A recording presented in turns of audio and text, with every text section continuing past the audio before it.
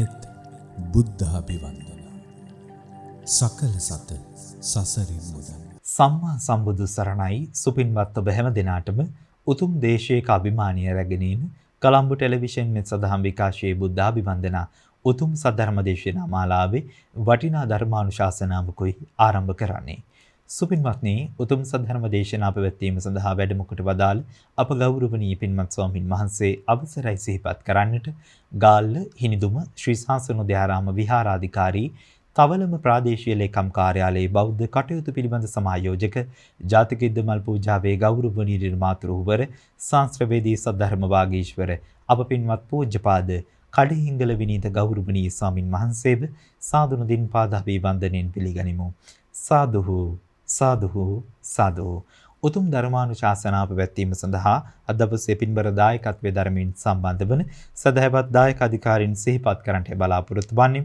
Number 61 1 හෙන්ඩි Mahara Minuwangoda පදිංචි ගාමිණී ලොකු කුමාර මහතාගේ ජන්මදිනය වෙනුවෙන් විශේෂයෙන් ආශිර්වාද ප්‍රාර්ථනා කරමින් පින්බර දායකත්වයේ ධර්මයෙන් සදහවත් පිළිස සම්බන්ධ වෙනවා. පවුල හැම දිනාටම නිදුක් නිරෝගී භාවයේ සුවපත් භාවයේ සැලසේවා. දීර්ඝායුෂ සම්පන්නිය වේවා සියලු ප්‍රාර්ථනාවන් එලෙසින්ම සාක්ෂාත් වේවායි ප්‍රාර්ථනා කරමින් ගෞරවනීය ස්වාමීන් වහන්සේට දැහැත් පට්ටි පිළිගන්නමින් ආරාධනා කරමු. උතුම් සද්ධර්ම දේශනාව පැවැත්වීම සඳහා මෙත් සිතින් ධර්ම ශ්‍රවණයට ඔබ හැම දිනාටම ආරාධනය. සාදුහු සාදුහු සාදු. අවසරයි අප පින්වත් ස්වාමීන් වහන්සේ.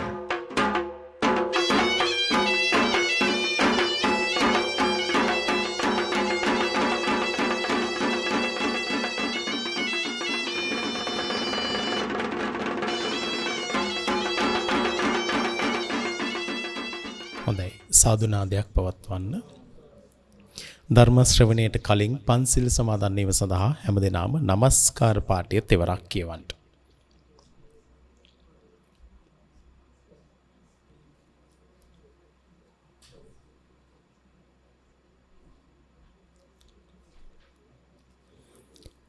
බුද්ධං සරණං ගච්ඡාමි ධම්මං සරණං ගච්ඡාමි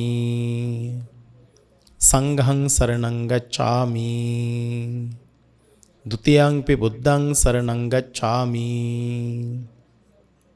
ဒ ුතියංපි ධම්මං සරණං ගච්ඡාමි ဒ ුතියංපි සංඝං සරණං ගච්ඡාමි တ තියංපි බුද්ධං සරණං ගච්ඡාමි တ තියංපි ධම්මං සරණං ගච්ඡාමි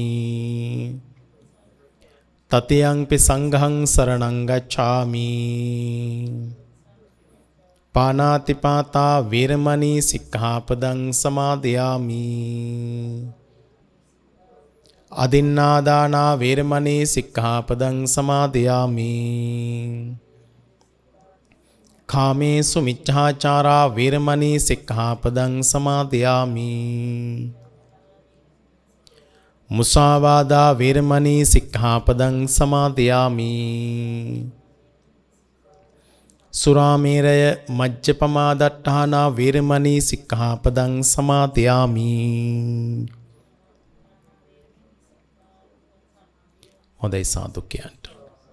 සමන්ත චක්කවාලේසු අත්‍රා ගච්ඡන්තු දේවතා සද්ධම්මං මුනි රාජස් සුනන්තෝ සග්ග මොක්කදං ධම්මස්සවන කාලෝ අයං බදන්තා ධම්මස්සවන කාලෝ අයං බදන්තා ධම්මස්සවන කාලෝ අයං බදන්තා.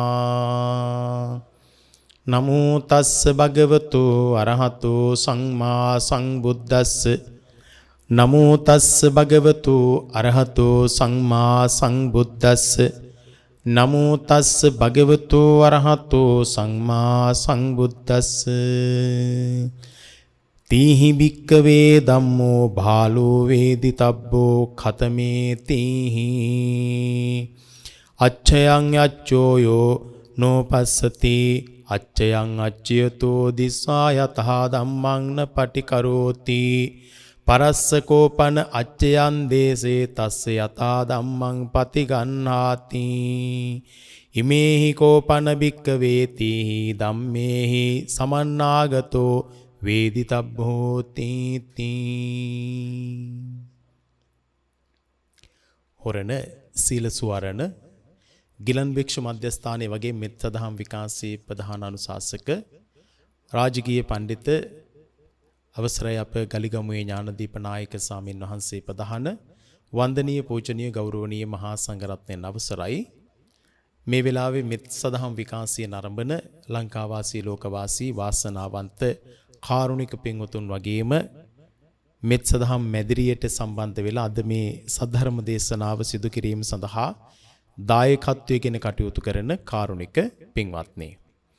ඊ타මත්ම වටිනා කියන පින්කමක් තමයි මේ වෙලාවේ මේ ඇත්තෝ සිද්ධ කරන්නට බලාපොරොත්තු වෙන්නේ. ධර්ම දානයක් පූජා කරනවා කියලා කියන්නේ ඊටා වටින කියන පින්කමක්. සියලු දානයන් අතර දිනන දානය ධර්ම දානය. ඒ ධර්ම දානය තමන් සන්තකට අරගෙන ඒක විශේෂයෙන් මෙත් සදහම් විකාශය ඔස්සේ ලෝකේ රටවල් 168ක් සිංහල දන්න අය ඉන්නවා නම් මේ බණ අහන්නට පුළුවන්කම තියෙනවා. ඒ ධර්ම දානයේ තරම් වටින දෙයක්. ඒ වගේම YouTube නාලිකාව ඔස්සේ Facebook ඔස්සේ මේ සද්ධර්ම දේශනාව ඕනෑ තරම් අයට ශ්‍රවණී කරීමේ හැකියාව තියෙනවා.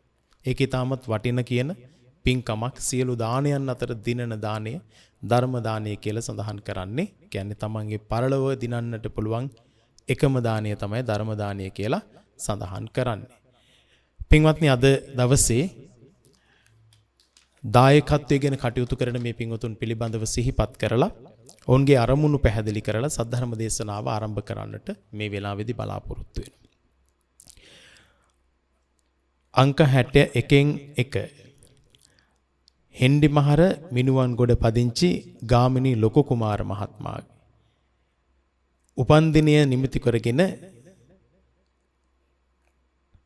එතුමාට නිරෝගී සම්පන්නිය චිරජීවනයේ ප්‍රාර්ථනා කරලා තමයි අද මේ ධර්ම දානය පූජා කරන්නේ.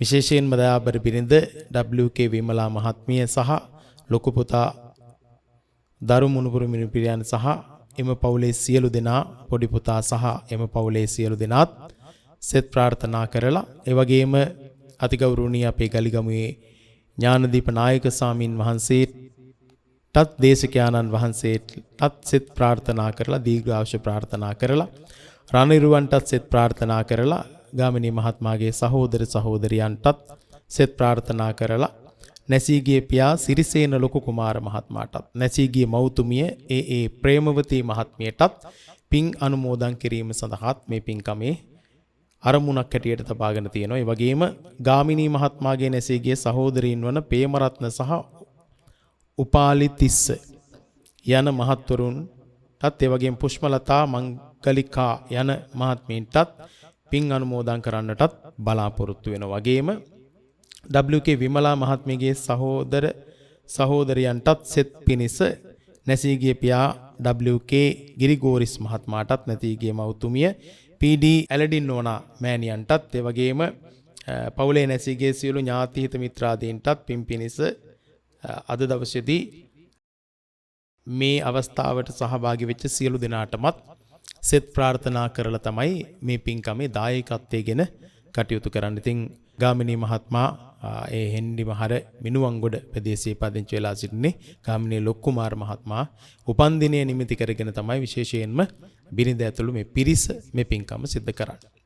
ඉතින් තමන්ගේ උපන්දිනයක් සමරන වෙලාවකදී මේ වගේ පින්දහම් කරගන්න එක තමයි අපි සිද්ධ කරන්න ඕනකම තියෙන්නේ. එක පැත්තකින් උපන්දිනයේ සතුටක් වගේම අනිත් පැත්තෙන් ඕවා 1 2 3 4 5 නම් සතුටුයි. එතන ඉඳලා යටට යනකොට තමයි දුක හිතෙන්නේ නේද? එන්නම වයසට යනවා කියලා කියන්නේ අවුරුද්දක් පිටිපස්සට යනවා කියන්නේ මොකද්ද නැති වෙන්නේ අපිට? ඇත්තටම මොකද්ද අපි අවුරුද්දක් වයසට යනවා කියන්නේ නැති වෙන්නේ මොකද්ද අපිට? මොන වගේ දේවල්?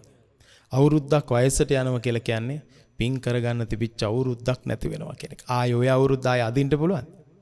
ආයි ගන්න බෑ මේක. ඒ අවුරුද්දක් ඉවර වෙන්නේ පින් කරගන්න තිබුණා අපි කරගත්තා අනේ තවත් කරගන්න තිබුණා නම් කියන අදහස තමයි මේ අවුරුද්දක් පහු වෙනවා කියලා කියන්නේ. ඉතින් ජීවිතේ කඩයින් පසු කරනකොට අනිත් පැත්තෙන් සතුටු වෙන්න පුළුවන් අපිට මෙච්චර කාලයක් මේ මනුස්ස ලෝකේ ජීවත් වෙන්නට පින් තිබුණා නේද කියලා. මොකද මේ මනුලව ජීවත් වෙනකොට අනිත් ලෝකවල වගේ නෙවෙයි. වැඩිම ලෝකේ සැප විඳින්න පුළුවන්කම තියෙන්නේ මනුස්ස ලෝකේ. මනුස්ස ලෝකෙ විතර සැප නැහැ වෙන කොහෙවත්. නිවන් සැප පවා තියෙන්නේ මනුස්ස ලෝකේ. බුද්ධත්වයට පත්වීමේ සැපේ තියෙන්නේ මනුස්ස ලෝකේ. සෝවාන් වීමේ සැපේ තියෙන්නේ මනුස්ස ලෝකේ. සකු르දාගාමී වී අනාගාමී රහත් වීමේ සැපේ තියෙන්නේ මේ මනුස්ස ලෝකේ. ඒ සැප වෙන කිසිදු ලෝකෙක ඇත්තේ නැහැ. එතකොට සමහර ලෝකවල ඇවිදගෙන යනකොට සුලං හමනකොට සුලඟට වඩා තියෙන්නේ රස්ම ගිනි දැල්. අවීචි වල. හැබැයි ඉතින් මනුස්ස ලෝකේ ඇවිදිනකොට ඇඟේ වදින සුලඟත් සනීපයි. ඒ නිසා අපිට මේ වටිනා කියන දුර්ලභ වෙච්ච මනුස්ස ජීවිතයක් ලැබිච්ච මොහොතක ඒ ගැන සිහි කරලා අපි වසර ගාණක් ජීවත් වුණා නේද? තව අවුරුද්දක් අපි ජීවත් වුණා කියන්නේ අපි පරපන්නසල නැතුව අපි දීර්ඝායුෂ වින්දනය කිරීමේ පුණ්‍ය ශක්තිය ලැබලා තියෙනවා. ඒ ගැනයි අපිට සතුටු වෙන්නට පුළුවන්කම තියෙන. ඒ ශක්තිය ලබාගත්තු වෙලාවේදී මේ වගේ පින්කමක් කරලා පින් අනුමෝදන් කරන එක මේගේ ඥාතීන්ට ඒ වගේම මේ වගේ කුසල ධර්මයක් කරගෙන ඒක තමන්ගේ ආයිති භවයට එකතු කරගන්න එක වටිනාකමක් වෙනවා. මේක සංසාරගත පුරුද්දක් හැටියට තියාගන්නට පුළුවන්කම තියෙනවා. ඉතින් බණ අහන එක කරන්න බෑ පුරුදු නැති කෙනෙකුට. දැන් සාමාන්‍යයෙන් අවුරුදු 7කට වඩා පල්ලෙහා දරුවෙක් මෙතන ගෙනත් තිබ්බොත් පුළුවන් ද බණ අහන්න? බෑ. යාට බණ කියන එක තේරෙන්නේ නැහැ. ධර්මයේ කියන එක යාට තේරෙන්නේ නැහනේ. ඊට පස්සේ ගොඩක් ඇත්තටම ධර්මයට කැමති නැති මිනිස්සෙක් ගෙනල්ලා මෙතනින් තිබ්බොත් ඒ මිනිස්සයා පැයක් තියාගෙන ඉන්න පුළුවන්ද අපිට? තියාගෙන ඉන්න බෑ. ධර්මයට කැමති මිනිස්සු නේද? බණ අහන මිනිස්සු තමයි පින්කම් කරන්නේ. බණ අහපු මිනිස්සු තමයි මහාන වෙන්නේ. දැන් මම මහානුනේ බණ අහපු හින්දානේ. මාව මහාන කරන්න අපේ අම්මා දුන්නේ. අම්මා බණ අහපු නිසා. ඒකට ධර්මයේ ලෝකේ පැවතිච්ච නිසා කොච්චර හොඳ දේවල් වෙනවද ලෝකේ? කොච්චර හොඳ දේවල් වෙනවද? දැන් ගලිගම්මේ හැමදෙරු මේ සෑය ඉදි කරන්නේ බණ අහපු නිසානේ. උන්වහන්සේ පැවිදි වෙලා ඉන්නේ. අපිට මේ පින්කම් කරගන්න මේ අවස්ථාව ලබා දීලා තියෙන්නේ ඇයි? ධර්මයේ ලෝකේ පවතින නිසා. එහෙනම් ධර්මයට පුළුවන්කම තියෙනවා අඟුලිමාල අහිංසක කරන්න විතරක් නෙවෙයි අඟුලිමාල මහරහතන් වහන්සේ කෙනෙක් කරන්න පුළුවන්කම තියෙනවා ධර්මයට. පටාචාරා දුකින් මුදව ගන්න විතරක් නෙවෙයි රහත් තෙරණියක් කරන්නත් ධර්මයට පුළුවන්කම තියෙනවා. ආලවක යක්ෂයා දරුණු තත්ත්වයෙන් මුදවන්නට පමණක් නෙවෙයි ආලවක යක්ෂයාට තිසරණේ පිහිටවන්නත් ධර්මයෙන් පුළුවන්කම තියෙනවා. එහෙනම් ධර්මයෙන් කරන්න බැරි දෙයක් ලෝකයේ ඇත්තේ නැහැ. නිසා ඒ වගේ නෛර්යානික සී සද්ධර්මයේ අපි මේ ශ්‍රවණය කරන්නේ බුදු කෙනෙක් ලෝකෙට පහළ වෙලා දේශනා කළේ අපිට දුකින් මිදෙන්න, නිවන් දකින්න, මේ සසර අවසන් කරන්නටයි මේ කටයුත්ත අපිට මේ ධර්ම දේශනාව ඔස්සේ දේශනා පාතිහාරය ඔස්සේ බුදුරජාණන් වහන්සේ ලබා දීලා තියෙනවා. ඉතින් ඒ බුදු ගුණ සජ්ජායනාව සිද්ධ කරගෙන හැම දිනාටම ආශිර්වාද කරලා මේ පින්කම අපි සිද්ධ කරමු. පින්වත්නි, අද පුංචි දහම් පරයයක් තමයි ඔබට මතක් කරන්නට බලාපොරොත්තු වෙන්නේ මේ බණ දේශනාව හරහා. ගාමිණී මහත්තයා ජීවිත කාලය තුලදී කාට හරි සමාව දීලා තියෙනවද? සමාව දීලා තියෙනවද? දීලා තියෙනවා. ඔබතුමාගෙන් සමාව ඉල්ලගෙන තියෙනවද කවුරුවක්? සමාව ඉල්ලලා තියෙනවද මේ ජීවිත කාලය ඇතුළත? අනේ මට සමාව වෙන්න කියලා ඉල්ලලා තියෙනවා. සමාව නොදී ඉඳලා තියෙනවද? නෑ. ඉල්ලුවොත් සමාව දෙනවා. සමාව ගන්නව කියලා කියන්නේ හරි. ඔබතුමා සමාව අරගෙන තියෙනවද කාගෙන් හරි? අරගෙන තියෙනවා. මං අද මේ දහම් පරයය ඇතුලේ කතා කරන්න බලාපොරොත්තු වෙන්නේ ඒ ගැන. සමාව දීම ගැන. බුදුරජාණන් වහන්සේ දේශනා කරනවා මේ ලෝකේ ජීවත් වෙනකොට බාලයෝ 3 දෙනෙක් ඉන්නවා. ඒ බාලයෝ 3 දෙනා දැනගෙන ජීවත් වෙන්න ඕන කියලා. දැන් අපි කියනෝනේ බාලයෝ ආශ්‍රය කරන්නට එපා කියලා කියනවනේ නේ. අසේවනාච බාලාණන් කියලා කියන්නේ. අසේවනාච බාලාන. බාලයෝ ආශ්‍රය කරන්න එපා කියලා. දැන් පණ්ඩිතානංච සේවනා පණ්ඩිතයෝ තමයි අසුරු කරන්න කියලා කියන්නේ. එතකොට කොහොමද බාලයෝ හොයාගන්නේ? නේද? දැන් මා බාල කාලේ අම්මාගේ උකුලේ කියලා කිව්වනම් ඒ බාලයා වෙන කෙනෙක් නේ. ඒ බාලයා ගැන නෙමෙයි මේ කියන්නේ. න බාලයා හොයාගන්න පුළුවන් ක්‍රම තියෙනවා. පළවෙනි එක බුදුරජාණන් වහන්සේ දේශනා කරනවා ඒ වගේ බාලයෝ 3 දෙනෙක් ඉන්නවා කියලා මතක් කරනවා. අච්චයන් අච්චයෝ යෝ නෝපස්සති. වැරද්ද විදියට අඳුන ගන්න නැති කෙනාට කියනවා මොකද්ද? බාලයා කියලා. තමන් කරපු වැරද්දක් විදියට අඳුර ගන්න නැති යම් කිසි කෙනෙක් වුණා නම් එයාට කියනවා බාලයා කියලා. එයා වැරදි කරනවා. එයා අඳුර ගන්න එයා කරන වැරද්ද. තමන්ගෙන් වැරද්දක් වුණාම වැරද්ද අඳුර ගන්න එපා අපි. ඒ උනේ වැරද්දක්. හොඳ දෙයක් දුන්නේ වැරදි දෙයක් දුන්නේ කියන එක තේරුම් ගන්න ඕනේ. එතකොට පළවෙනි බාලයා තමයි දැන් අපි බාලයා කියලා සඳහන් කරනකොට කියන්නේ නිරිය උපදින කෙනා, අපාය යන කෙනා, තිරිසන් ලෝකේ උපදින කෙනා, එහෙමත් නැතිනම් പ്രേත ලෝකේ උපදින කෙනා, අසත්පුරුෂයා, සූදුවට සුරාවට ලොල් වෙච්ච කෙනා, නරක නපුරු දුෂ්ට දුර්ජන වැඩ කරන කෙනා. ඒ කෙනාට අපි කියන බාලයා කියලා. බාලයා කියලා. එතකොට පළවෙනි එක තමයි තමන් කරපු වැරද්ද හඳුනා ගන්න නැති කෙනාට කියනවා බාලයා කියලා. දෙවෙනි එක්කෙනාට කියනවා වැරද්දක් හැටියට දැකලා හදාගන්න නැති කෙනාටත් කියනවා බාලයා කියලා. මගේ අතින් වැරද්දක් වුණාට පස්සේ ඒ වැරද්ද හැටියට දැකලා දන්නෝ මේක වැරද්දක් මගේ අතින් වුණා කියලා දැකලා ඒක හදාගන්න නැති මිනිස්සයාට කියනවා මොකක් කියලාද? බාලයා කියලා. ඊළඟට තවත් තුන්වෙනි එක්කෙනා තමන්ගෙන් වැරද්දක් වුණාට පස්සේදී ඒ වැරද්දට සමාව ඉල්ලන්නේ නැති කෙනාට කියනවා බාලයා කියලා. සහ සමාව නොදෙන කෙනාටත් අපි කියනවා බාලයා කියලා. සමාව ඉල්ලන්නේ නැති කෙනත් සමාව නොදෙන කෙනත් කියනවා බාලයා. ඔන්න ඔය කරුණු තුන දැනගන්න ඕන. අන්න එහෙම දැන් තමන් අතින් වැරද්දක් වුණු බව දැනගත්තු නැති කෙනා බාලයෙක් වෙනවා. වැරද්දක් වුණාට පස්සේ වැරද්ද හදාගත්තු නැති කෙනා බාලයෙක් වෙනවා. වැරද්දක් වුණාට පස්සේ අනේ මට සමා වෙන්න කියලා කියන්නේ නැති කෙනා බාලයෙක් වෙනවා. සහ මම නම් සමාව දෙන්නේ නැහැ කියන කෙනා බාලයෙක් වෙනවා. දැන් කොච්චර වැරදි වෙලා තියෙනවද මිනිස්සු අතින්නේ? ඔය පහුගිය දවස්වල ප්‍රසිද්ධ වැරද්දක් වුණානේ. අර ඔටුන්න ගැලෙව්වේ. මතකද?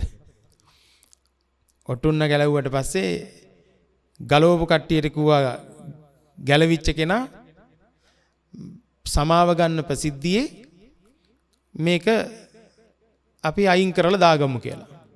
අනිත් කට්ටිය මොකද කිව්වේ? ඔක්ටුනු ඔක්කොම ටික ගලවන්නම් කිව්වා. සමාව ගන්න බෑ. සමාව ගන්න බෑ කිව්වා. පේනවනේ. එතකොට අපි බෞද්ධ සමාජයක් ඇතුළේ ජීවත් වෙනවා. ගොඩක් වෙලාවට අපි අතර ඕක නැහැ. සමහර වෙලාවට අපිට මේක හුරුත් නැහැ. සමහරලාට කකුල පෑගුණාට පස්සේ අපි කියන සෝරි කියලා. කකුලත් පාගලා තව සොරිත් කියන්නේ නෝද කියලා අහනවා. කකුලත් පාගලා ඒ මදුවට සොරිත් කියන්නේ නෝද අහනවා.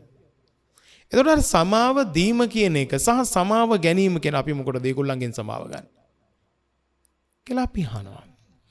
ඕක හැම තැනම තියෙන එකක්.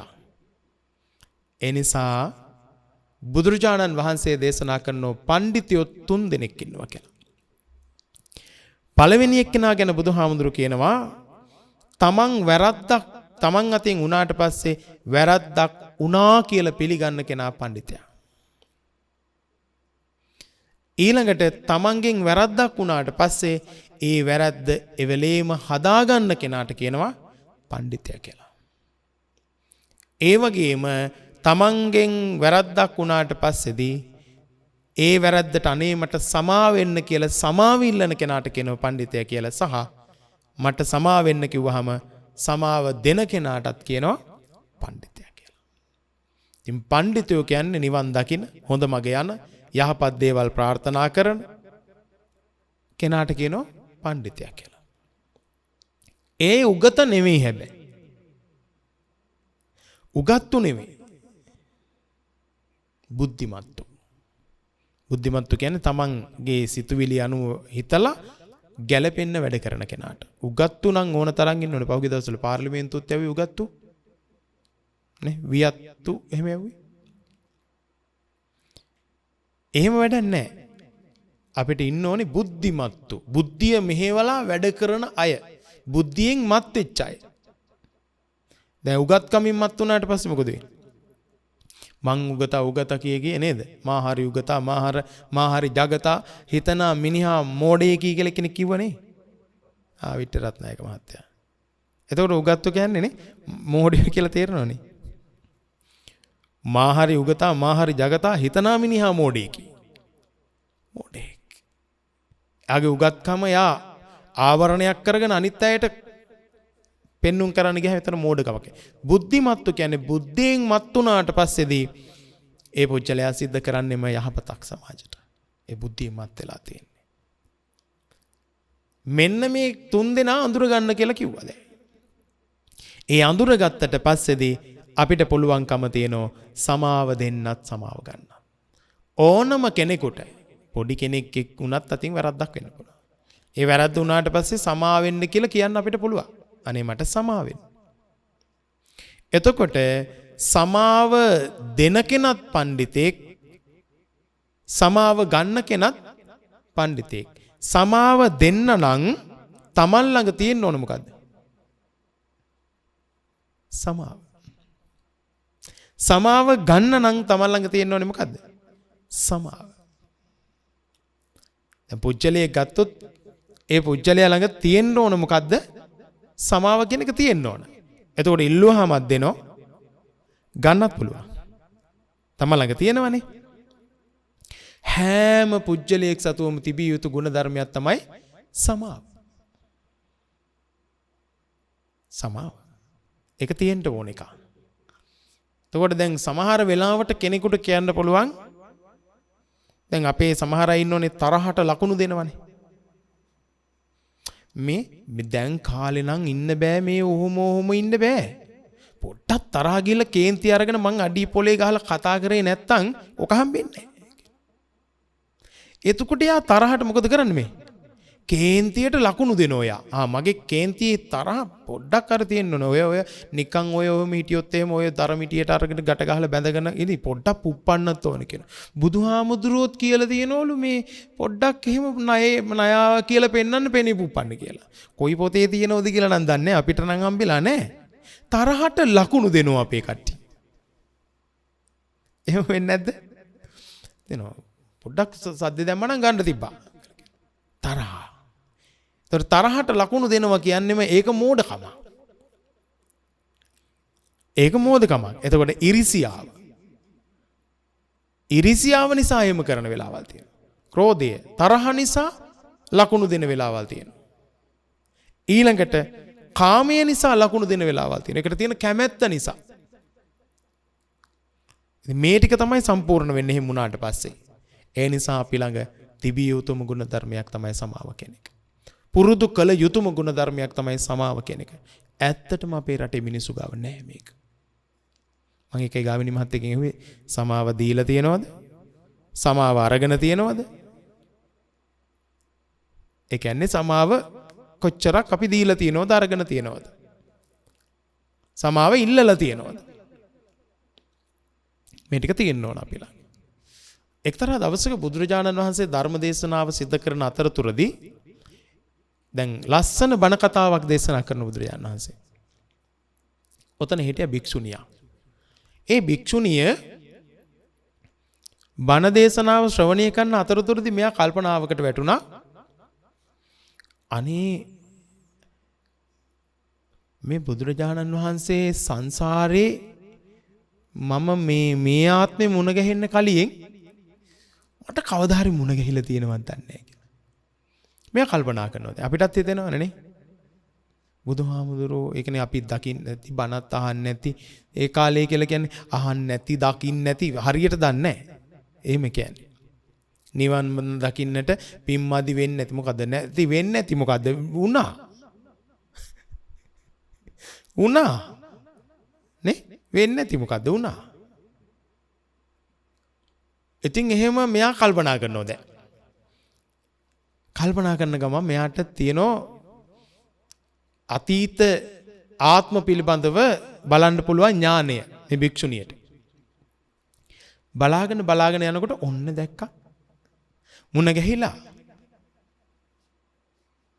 ගැහිලා. ඊට පස්සේ මෙයා කල්පනා කරනවා දැන් සතුටුනේ බුදුහාමුදුරුවෝ මුණ ගැහිලා පෙර සංසාරේ ආත්මික මුණ ගැහිලා ඇතෙක් වෙලා ඉන්න කාලේ මෙයා ඇතින්න වෙලා දැන් ඔන්න මුණ ගැහුණා. දැන් මෙයාට සතුටුයි. මෙයා කල්පනා කරනවා අනේ කොයි වෙලාවක හරි පුංචි හරි වැරද්දක්වත් වෙලා තියෙනවද බුදුහාමුදුරන්ට මගේ අතින් බෝධිසත්වයන්ට. බලාගෙන යනකොට දැක්කා. වෙලා නෙන්න. ඒ ඇතාව ඝාතනය කරලා අඬන්න පටන් ගත්තා. ඉක්කි ගග අඬන්න පටන් ගත්තා ශාලාවේ. එයාට දැන් අමතක වුණා එයා ඉන්නේ වෙන ආත්මික සිව්වන පිරිසත් එක්කයි ඉන්නේ කියන එක අමතක වුණා. ඉක්කි ගග අඬන්න ගත්තා. දැන් බුදුරජාණන් වහන්සේ බණ කියන ශාලාවේ මීක් සද්දයක්වත් නැහැනේ. ඉන්දි කටුවක් වටනොත් ඒක සද්ද ඇහෙනවා. ඒ තරම් නිශ්ශබ්දයි. දැන් අර ශාලාව දෙදුරුම් කාලා ගියා අර සද්දෙට. මෙයා අඬනවා. බුදුරජාණන් වහන්සේ මේක දැකලා ඊට පස්සේ මොකද මේ අඬන්නේ කියලා ඇහුවා. ඇහුවේ බුදුහාමුදුරු නෙවෙයි. අනිත්‍යය ඇහුවේ. අර සිවණ පිරිසේ භික්ෂු භික්ෂුණී උපාසක උපාසිකාව බුදුහාමුදුරන්ගෙන් අහනවා ඇයි මෙයා මේ අඬන්නේ? එයාට පෙර ආත්මයක් මතක් වෙලා. මොකද්ද පෙර ආත්මයක් මතක් වුණාම අඬන්නේ? නෑ එයා බැලුව මං හම්බෙලා තියෙනවද කියලා මීට කලින්. ඒ බුදුහාමුදුරන්ට පරිචිත්ත විඥානය තියෙනවනේ. ඉතින් එයා දැක්කා මං හම්බෙලා කියලා. ඉතින් අඬන්නේ හම්බුණා නම් සතුටු වෙන්නේ. එයා බැලුවා මට හානියක් කරලා තියෙනවද කියලා. ඔව් හානියක් කරලා තියෙනවා. ඉතින් ඒක දැකලා අඬනවා. අද විතරක් නෙමෙයි මේ ඇඬුවේ මෙයා සංසාරේ ආත්ම ගණනාවක ඇඬුවා. ඉදත් ඇඬුවා. ඊට පස්සේ හාමුදුරුවෝ කියනවා අනේ බුදුහාමුදුරනේ කතාව කියන්නකෝ කියලා. ඔන්න බුදුරජාණන් වහන්සේ අතීත කතාව සිහිපත් කරනවා. එක්තරා ආත්මිකදී මහා බෝධිසත්වයෝ මහා ශක්ති සම්පන්න ඇත්තු 84000ගේ ප්‍රධාන නායක හස්තිය වෙලා ඉපදුණා. හිමාල කඳු පර්වතයේ පාමුල කඳු වැටි වලින් ගැවසීගත් ප්‍රදේශයක ආරක්ෂාව අධික ලෙස තිබිච්ච පළාතක තමයි මේ ඇත්තෝ හිටියේ. මේ ඇත්තුන්ගේ විශේෂත්වයක් තුන අහසින් යන්න පුළුවන්. ඇලට පියාඹලා අහසින් යන්න පුළුවන්. හරි ශක්ති සම්පන්න ඇත් කුලයක්. 84000ක් ඇත්තුන්ගේ ප්‍රධාන නායකයා බවට පත් උනේ මේ බෝධිසත්ව ඇත්ත. ඉතින් මෙයාට හිටියා ඇතින්නියෝ දෙන්නෙක්. ඇතින්නියෝ දෙන්නෙක් හිටියා. ඒ ඇතින්නියෝ දෙන්න දෙපැත්තෙන් යනකොට අර 84000ක් ඇත්තු පිරිවරාගෙන මේ ප්‍රධාන හස්තියා ඇවිදගෙන යනවා. පුදුම ලස්සනක් තියෙන්නේ. සුදු පාට ඇති. එයාගේ දල දෙක රියන් 9ක් දිගයි. අඩි 10කටත් වඩා දිගයි. දල දෙක අඩි 10කටත් වඩා දල දෙක දිගයි. එයාගේ ඇඟින් රශ්මියක් විහිදෙනවා. එයා ඇවිදගෙන යනකොට දල දෙක ඇතුළේ තියෙන ගජමුතු ටික ටක ටක ගාලා හෙල්ලෙනවා. ඒව නිකන් රිදු සීනු හඬවන වගේ ශබ්දයක් ඇහෙන්නේ. ඉතින් මේ බිරින්දෑවරු දෙදෙනා දෙපැත්තේ තියාගෙන මෙයා ගියා. දවසක් ගමනක් ඇවිදගෙන ගියා. යන ගමන් සල් ගහක් යටින් ගියා. මෙයා මොකද කරේ? යන ගමන් නිකන් අර දැන් බිරින්දෑවරු දෙන්නත් යනවනේ දෙපැත්තේ. හිමීට සැරේ සල්ලත්තක් අල්ලලා හෙල්ලුවා. මල් පිරීලා. ඒ හොල්ලනකොටම හුලඟක් ආවා. එක පැත්තක හිටිය ඇතින්නියගේ පැත්තට මල් ටික වැටුණා. අනිත් පැත්තේ ඇතින්නියගේ කොළ රොඩු ටික වැටුණා. දැන් කොළ රොඩු ටික වැටිච්ච ඇතින්නි කල්පනා කළා බලාපංකෝ. අර කිට මල් මට රොඩු. ඒ කිටමල් මට රොඩු හිතලමයි කරන්නේ නැත්තේ. මතු වෙනෝ නිතින් ඕමනේ මං අර ඉරිසියාව කාමය තරහා ඔය ටික ආපු ගමන් ආයේ සමාවක් නැහැ. හිතාගත්තා හොඳ වැඩක් කරන්නම්කො මං ඒ කිටමල් මට රොඩු කියලා හිතාගෙන දැන් ඔන්න කේන්ති යනවා. හැබැයි මේ ඇතා ඒක දන්නේ නැහැ. ඇතා ඉතින් නෝනලා දෙන්න දෙපැත්තෙන් යන හින්දා දෙන්නටම වැටෙන්නේ අත් හෙල්ලුවේ කරුමෙට ආවුලඟ මොනව කරන්නේ ඉතින්. ඕම තව දවසක් දෙන්න දෙපැත්තෙන් තියාගෙන ඇවිදගෙන යනකොට වීලකට බැස්ස නාන්න. ඒත් දෙන්න දෙපැත්තේ. මෙයා කරපු වැඩේ නෙළුම් මලක් ලොකු නෙළුම් මලක් තිබුණා. ඒ නෙළුම් මල හොඬෙන් ඇදලා උඩ වීසි කරා මල් ටික දෙපැත්තට වැටෙන. කරුමේ කියන්නේ උඩ ගියා නෙළුම් මල වැටුණා අර මල් වැටිච්ච ඇතින් එකකට. නෙළුම් දණ්ඩයි මඩ ටික වැදුණා අර ඇතින් එකකට. දැන් කල්පනා කරා ඒකිට මල් මට දණ්ඩ.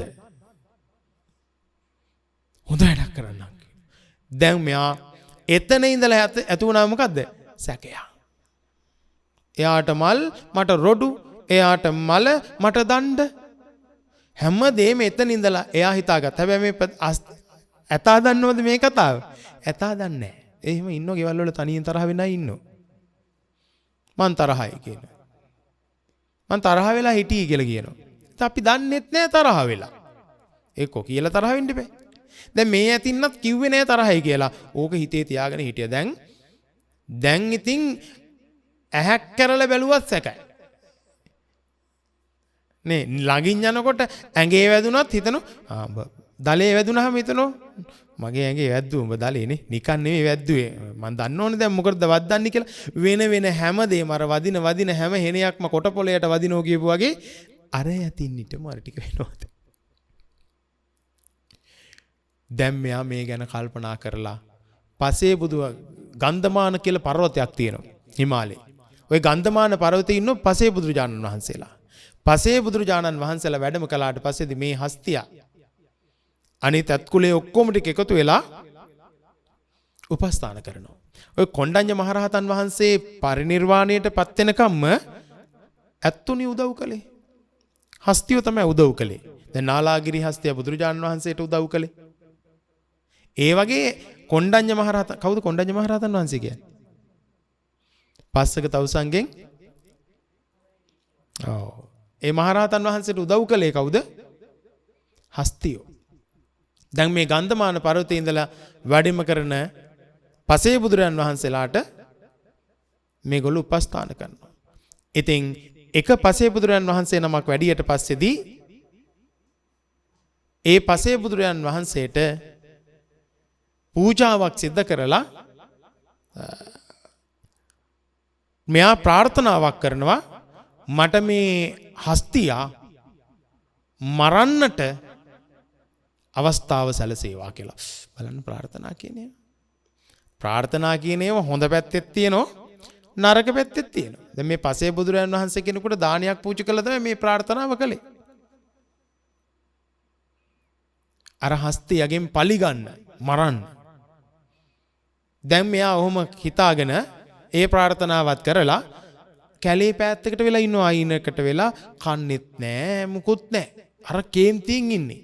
ඉතින් අනිත් ඇත්තු දන්නෙත් නෑ මොකද්ද මේ වෙලා තියෙන්නේ කියලා නිකන් තේරෙන්නේ නැහනේ. ඕම හිටියා. ටික දවසක් ඉඳලා ඕම මැරිලා ගියා.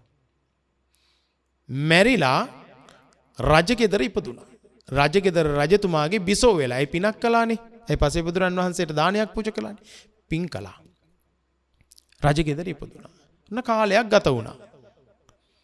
දවසක් කරුමේ කියන්නේ ප්‍රාර්ථනා කළාට පස්සේදී ඒකයි ප්‍රාර්ථනාවන් බ්ලේසි නෑ ප්‍රාර්ථනා කියන ඒවා. දවසක් හීනෙන් දැක්කයි කියන්නකෝ අර ඇතා. හීනෙන් දැක්ක අර ඇතාව. හස්තියව දැක්කා. දැන් එයා උදේ නැගිටලා කල්පනා මම කවුද මේ දැක්කේ? මොකද්ද මේ දැක්කේ? කල්පනා කරා ඉවරයක් නැති වෙන්න කල්පනා මතක් වුණා. සංසාරේ කරුම කියන්නේ ඒවා නම් ලේසි පහසු වැඩ නෙවෙයි. වෛර කරනවා කියන්නේ වෛර ප්‍රාර්ථනා කියන්නේ ආයි කලු නයි වගේලු. පැන ගහනවනේ. කිනෝනේ තරහ ගියාම නයා වගේ කියලා කියන. ඕ කාන්තාවන්ට නම් කියනෝනේ හැපින්න වගේ කියලානේ. ණයට වඩා දරුණු යුද්ධ හැපින්නේ බලන්න ඉතින්නේ මං කිව්වේ නෑ ඔව් කියලා මං ඇහුවා විතරයි. ණයට වඩා හැපින්න දරුණු පැන පැන ගහනවා කියලා කියන්නේ නේ.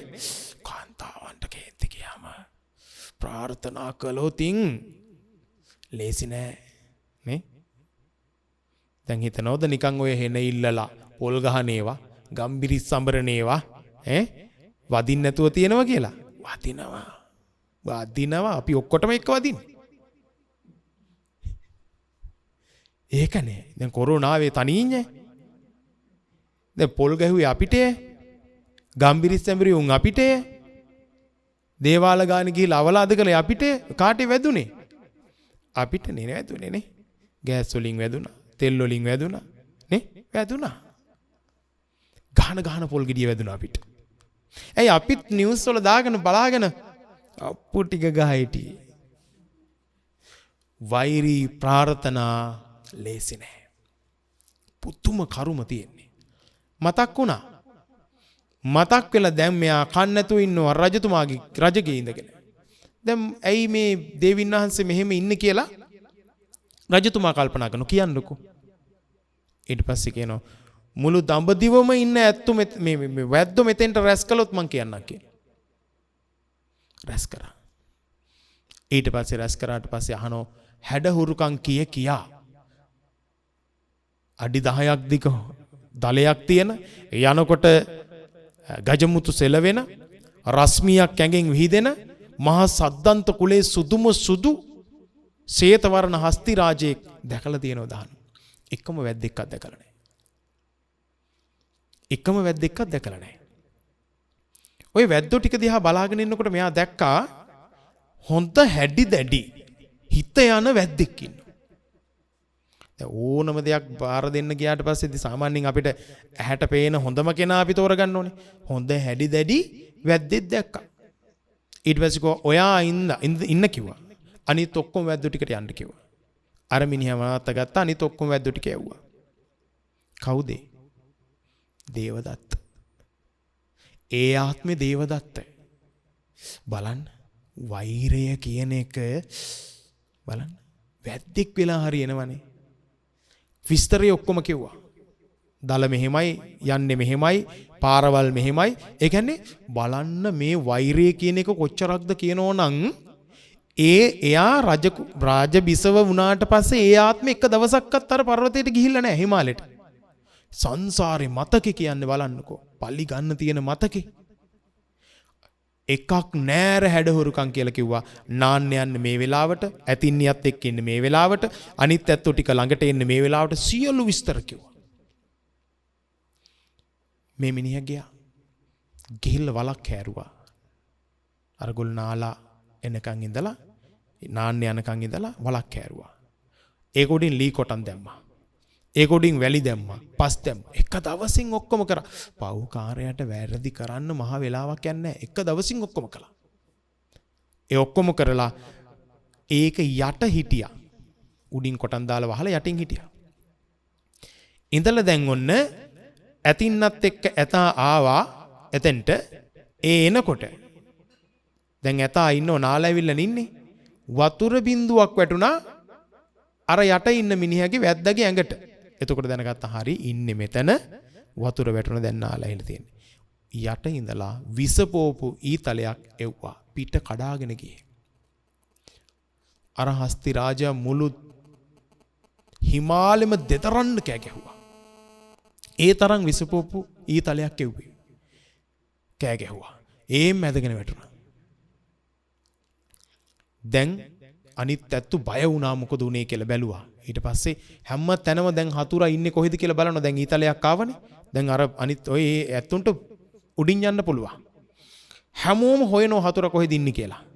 දැන් අර ඇතින්න හොඬෙන් පිහිද ඇස් දෙකෙන් අඬ කඳුලෙන් තෙම අර හස්ති රාජය ළඟ අඬන්න පටන් ගත්තා. ඒ පුදුම සංසාරගත බැඳීමක් කියන්නේ කඳුලෙන් ඒ තෙත් කලේ වෙන කවුරුවත් නෙමෙයි යසෝදරා.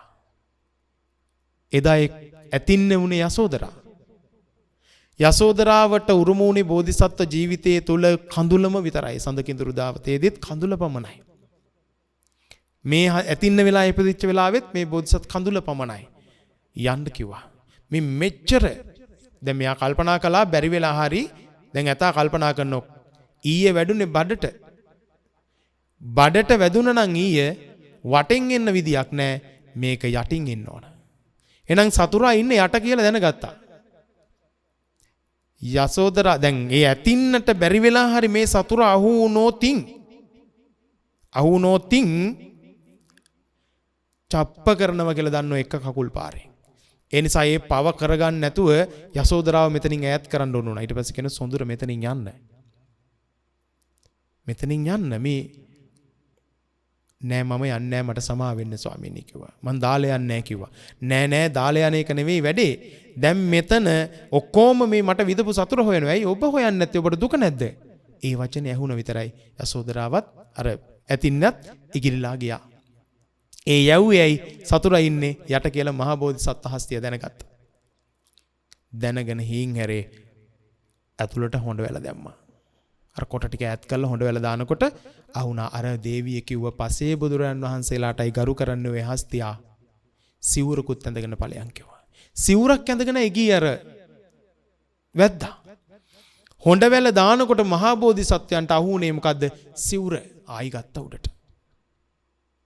ආයි උඩට ගත්තා. උඩට අරගෙන ඇහුවා ඔබ කවුද? ඇයි උඹ මට විද්දේ කියලා ඇහුවා. ඊට පස්සේ කිව්වා කතාව මුලින් අගට පැහැදිලි කරලා මාව එව්වේ මෙහෙම කෙනෙක් උඹව මරන්න කියලා මට කිව්වා. උඹේ දල දෙක ඕන කියලා කිව්වා. ඊට පස්සේ කල්පනා කරනවා බෝධිසත්වත්වයා එහෙනම් වෙන කවුරුවත් නෙවෙයි මේ ඉවන් නැත්තේ. මේ අර බිරිඳ තමයි. මේ අර ඇතින්න මැරිලා ගිහිල්ලා ඉපදිලා. හැබැයි එයා මගේ භාණ්ඩාගාරේ තියෙන දල ගැන දන්නවා. මගේ සීයාගේ මගේ තාත්තගේ අපේ පරම්පරාවෙම සියලු දල මේ වගේ. ඒ භාණ්ඩාගාරේ තියෙන දල ටික දන්නවා. එහෙනම් මේ වැද්ද මාව මරන්න නැතුව ඒ දල ටික හොරකම් කරන්න කියලා එවන්නේ. නමුත් මගේ මරණය ප්‍රාර්ථනා කරන නිසා එහෙනම් මට කොතනක හරි මෙයා වෛර කරලා තියෙනවා. කොතනක හරි මට සමාව නොදී ඉඳලා තියෙනවා. ඒ නිසා මාව මරන්න තමයි මේ එව්වේ කියලා හිතාගත්තා. ඊට පස්සේ මොනවද උඹට ඕනේ? ඇද්දල දෙක ඕන කිව්වා. වරින් කියලා කතා කරා. කපා ගනින් කිව්වා. මම උඹ කෙරේවත් ඒ දේවිය කෙරේවත් කිසිදු වෛරයක් හිතන්න නැතුව මම මේ ඇද්දල දෙක උඹට පූජා කරන්නම් කිව්වා. ඒ මට මං ප්‍රාර්ථනා කරන අවසානයේ යම් කිසි දෙයක් තියෙනවා නම් ඒ උදෙසා දානයක් විදිහට මං පූජා කරන්නම් කිව්වා. කපා ගනින් කිව්වා. වැද්දට දල කපන්න කියත අල්ලන්න බෑ තනි අති. මහ බෝධිසත්ව හස්තිය මොකද දන්නවද කලේ? හොඬ වැලෙන් කියතේ අනිත් කොන අල්ලගත්තා. දැන් ඇදපන් කිව්වා. කැපුවා දල දෙකම. කපලා දුන්නා. දීලා කිව්වා ඉක්මනට ඵලයන්කෝ අනිත් ඇත්තු වෙන්න කලින් ආවොත් උඹව මරයි කිව්වා. යනකොට කිව්වා හැබැයි මතක තියාගනින් කිව්වා. ඔය චීවරේ අයිති උඹලා වගේ පාපතරයින්ට නෙවෙයි කිව්වා. බෝධිසත්වවරුන්ට කිව්වා. ඔය බොදුවරු පාවිච්චි කරන චීවරයක් කිව්වා. උඹ ඔය සිවුර අතේ තිබිච්ච නිසා කුඹ බේරුනේ මගේ. අන්න බලන්න පින්වතුනි හොර වැද්දෙක් පොරවගෙන ආපු සිවුරට අර බෝධිසත්ව හස්තය ගරු කරපු විදිය අද වර්තමානයේ අපේ රටේ කොමීක කරහන්නෙම මේකටනේ. කරහන්නෙම මේකට. කන්න බැරි වුණත් බඩු මිල ගියත් මොනව කරත් හාමුදුරුව අල්ලගන්න. මෙයා ගියා. ගිහිල්ලා කර තියාගෙන ගිහිල්ලා රජමාලිගාවේ දොරටුව ළඟ තිබ්බා ඇද්දල දෙක. ඇද්දල දෙක දැක්ක විතරයි අර දේවියට උන් හිටි තැන් අමතක වුණා. සංසාරේ තමන්ගේ පුරුෂයා වෙලා ඉපදිච්ච එක ඒ දීපු ආදරයේ සෙනෙහස මෙයාට මතක් වුණා. මතක් වෙච්ච ගමන් ඇද්දල දෙක බදාගෙන අනේ මම මේ හස්තියා මැරුවා නේද? ඒ ඇද්දල දෙක දකිනකොට පින්වතුනි මතක් වුණා ගමන් කරපු විදිය. මේ හස්තිය ඇවිදපු විදිය. අර මහා තේජවන්ත ලීලාවෙන් හොඬෙන් එහෙම මෙහෙම කර කර අරයත් එක්ක ඇවිදපු විදිය, ආදරය කරපු විදිය, කතා කරපු දේවල්, ගස් යට läගලා හිටපු විදිය මේ හස්තියගේ දිවිච්ච අර දැවැන්ත සියලු ස්වභාවයන් මතක් වෙන්න පටන් ගත්තා. කෑ ගහලා ඇඬුවා. ඒවලෙම පපුව පැල්ල මැරුණා. ඒ පපුව පැල්ල මැරිච්ච භික්ෂුණිය තමයි ඒ කෙනා තමයි අර භික්ෂුණිය වෙලා ඉපදුනේ. හැබැයි එයා නිවන් අවබෝධ කරගත්තා. ඒ ධර්මයේම සෙවණිය කරලා. ඇයි? ඒ බුදු පියාණන් වහන්සේ එදා මහා බෝධිසත්වයෝ සමාව දුන්නා. ඒ වගේම අර කාන්තාව අනේ මට සමාවෙන්න නැත්තජින්න කියලා පණ පිටින් නැතුව තිවිච්ච දල දෙකින් සමාවිල්ලුවා. ඒ සමාව ඉල්ලීමේ ගුණය නිසා ඇය රහත් වුණා. බලන්න සමාව කොච්චරක්ද. හැබැයි දේවදත්ත සමාව දුන්නේ. ඒ නිසා විචයට ගියා. ඒක තමයි පින්වතුනි කියන්නේ සමාව දීම කියන්නේ ගුණයක්. සමාව ඉල්ලීම කියන්නේ ගුණයක්.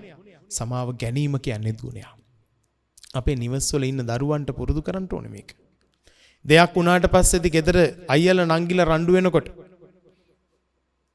මට සමා වෙන්න අයියේ. නංගි සමා වෙන්න. දැන් අපි ඒක බලන්නේ නැහැනේ. අපි දැක්ක ගමන් මොකද්ද වැරද්ද අරෙන් චූන් ගාගෙන චෑන් ගාගෙන අඬාගෙන එනකොට අහන මොකද උනේ?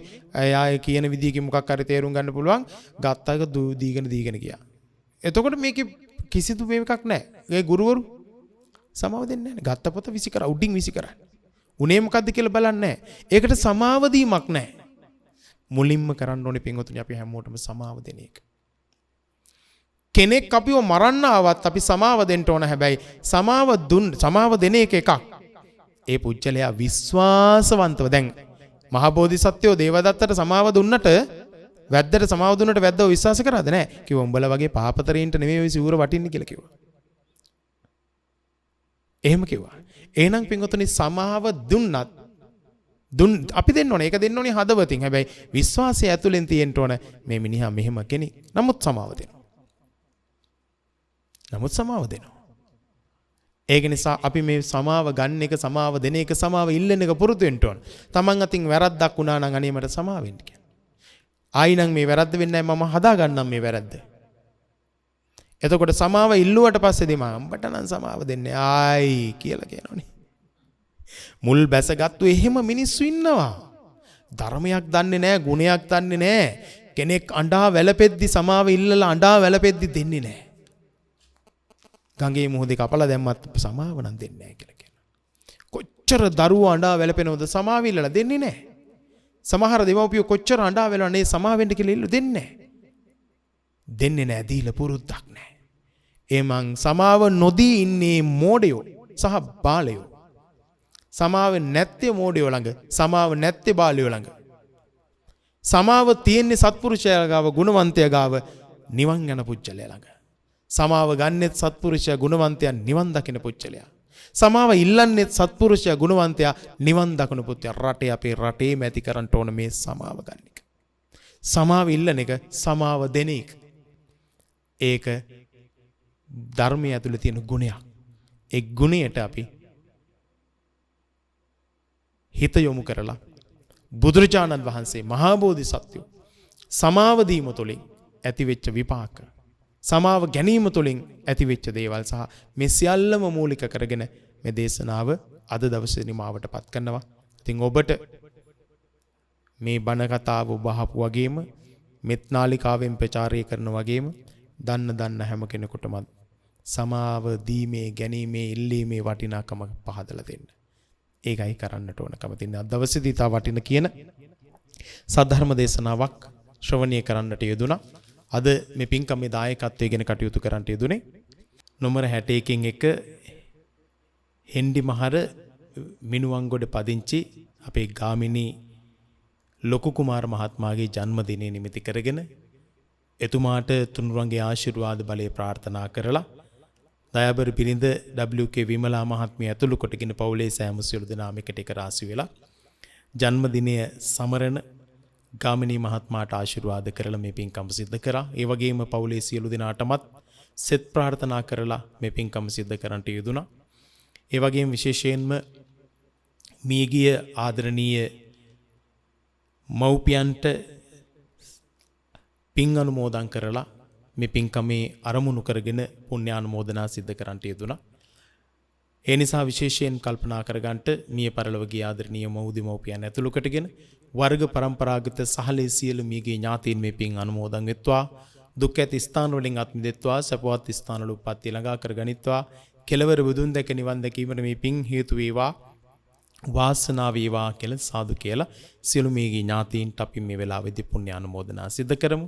ඒ වගේම විශේෂයෙන්ම ජන්මදිනය සමරන ගාමිණී ලොකු කුමාර මහත්මයා ඇතුළු කොටගෙන පවුලේ හැම දෙනාටම නිදුක් නිරෝගී චිරජීවනය ළඟා කර ගැනීමට මේ සියලු කුසල් හේතු වාසනා වේවා කියලා සාදු කියලා මේ වෙලාවේදී ප්‍රාර්ථනා කරමු. ඒ ඇතුළු කොටගෙන විශේෂයෙන්ම මෙත් සදහම් විකාශී ප්‍රධාන අනුශාසක අවසරයි පූජ්‍යපාද අපේ ගලිගමේ ඥානදීප නායක ස්වාමින් වහන්සේටත් ඒ වගේම මෙත් සදහම් විකාශයේ කාර්ය මණ්ඩලයේ සෑම සියලු දෙනාටමත් සද්ධර්ම දේශනාව ශ්‍රවණය කරපු Facebook YouTube ඒ වගේම විශේෂයෙන්ම මෙත් සදහම් විකාශය ඔස්සේ ශ්‍රවණය කරපු පින්වත් ඔබ සෑම සියලු දෙනාටමත් රත්නත්‍රි ආශිර්වාද බලයේ චිරජීවනයේ ආරෝග්‍ය සැප සම්පන්නිය වර්ධනය වේවා කියලා සාදු කියලා ප්‍රාර්ථනා කරමු. හැම දිනාටම මේ සිද්ධ කරගන්න යුතුනා වූ සියලු කුසලානිසංස වලානිසංස බලෙන් උතුම් වූ නිර්වාණ සම්පන්නිය මළඟා කර ගැනීමට මේ පින්කම පාරමිතා ධර්මයක් වේවා කියලා අවසාන වශයෙන් සාදු කියලා ප්‍රාර්ථනා කරමු. ආකාසට්ඨා චුම්මට්ටා දේවානාගා මහිද්దికා පුඤ්ඤන්තං අනුමෝදිත්වා ආචිරං රක්칸තු ලෝක සාසනං ආකාසට්ඨා චුම්මට්ටා දේවානාගා මහිද්దికා පුඤ්ඤන්තං අනුමෝදිත්වා ආචිරං රක්칸තු දේශනං ආකාසට්ඨා චුම්මට්ටා දේවානාගා මහිද්దికා පුඤ්ඤන්තං අනුමෝදිත්වා ආචිරං රක්칸තු තං සදා. හැම දිනාටම තුනුරුවන් සරණයි. සද්ධර්ම ශ්‍රවණ අභිලාෂී වරදී සිටි සත්පුරුෂ සුපින්වතුනි, උතුම් ජීවිත අවබෝධය ඔබ හැම දිනාටම ප්‍රාර්ථනා කරනවා. සද්ධර්ම දේශනාව පැවැත්වූ ගාල්ල හිනිදුම ශ්‍රී සහස්‍රෝදයාරාම විහාරාධිකාරී තවලම ප්‍රාදේශීය ලේකම් කාර්යාලයේ බෞද්ධ කටයුතු පිළිබඳ සමායෝජක ජාතික ඉදමල් පූජාවේ ගෞරවනීය නිර්මාතෘවර ශාස්ත්‍රවේදී සද්ධර්ම වාගීශ්වර අප පින්වත් පූජ්‍යපාද කණහිංගල විනීත ගෞරවනීය ස්වාමින් වහන්සේට සාදුණු දෙන් පාදාපේ වන්දනෙන් අප හැමදෙනාම පුණ්‍යානුමෝදනා සිදු කරමු. සාදුහු සාදුහු සාදුහු. උතුම් වූ ධර්මානුශාසනාවේ පින්බර දායකත්වයේ දරුවා වූ නම්බර 61 හෙන්ඩි මහර මිනුවන්ගොඩ පදිංචි ගාමිණී ලොකු කුමාර මහතා ඇතුළු පවුල හැම දිනාටම නිදුක් නිරෝගී සුවපත් භාවයේ දීර්ඝායුෂ සම්පන්නිය වේවා, සුව ජන්මදිනයක් වේවායි ප්‍රාර්ථනා කරනවා. සැමට උතුම් ධර්ම අවබෝධය ප්‍රාර්ථනා කරමින් අවසන් වශයෙන් ගෞරවනීය ස්වාමීන් වහන්සේට පරිස්කාර පූජා කරමිනුයි ඔබේ නිවහනින් සමුගන්නේ. නැවතත් මුණ ගැහෙමු උතුම් සද්ධර්ම දේශනාවකින්. ඔබ හැම දිනාටම සම්මා සම්බුදු සරණයි.